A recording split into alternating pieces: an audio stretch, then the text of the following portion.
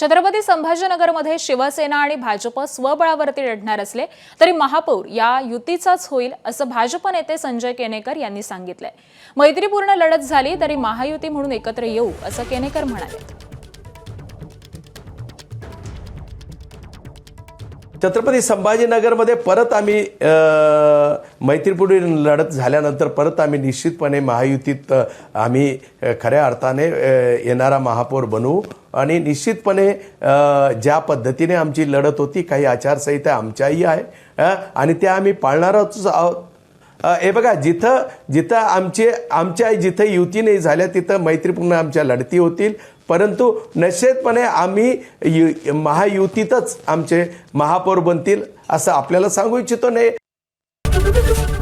ABP माझा, उघडा डोळे बघा नीट।